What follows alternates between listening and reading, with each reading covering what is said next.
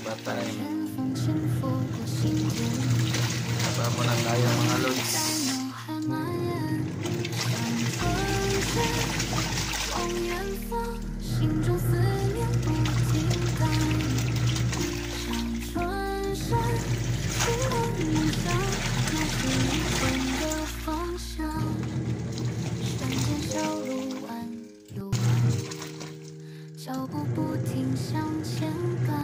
Ayan mga idol, nakapaglaba rin kasi nabigyan tayo ng view.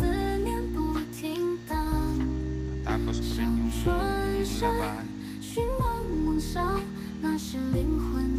Paglaba rin tayo ng ating mga ginagamit pang araw-araw.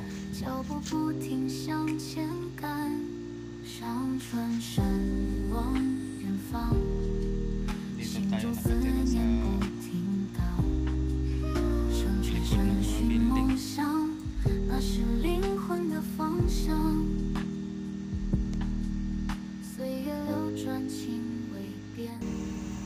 So ayan mga idol, nagdadali tayo sa ating kapitbahay.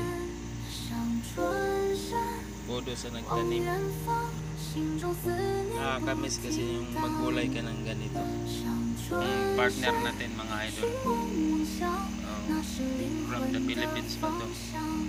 5 real, 5 sardines. Dahil di off natin, makakaluto tayo ng pang Philippine style. So ayan mga idol, after natin mga kadali sa kapitbahay natin, ito pala yung ating lulutuin kasi medyo nagugutom na tayo. Pang madalian lang to idol.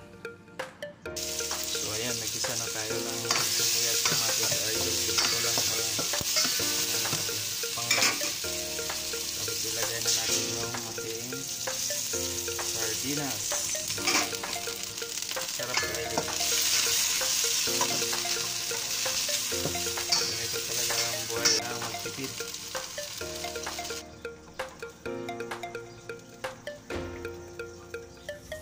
So ayan, nahugasan na natin yung ating nadali sa kapitbahay. So siya nga pala mga idol, ang nadali natin malunggay ha, para mag-isip kayo ng hindi maganda. Ayan mga idol, natimplahan ko na pala ito, nalagyan ko ng tubig, hindi ko na pinapakita dito.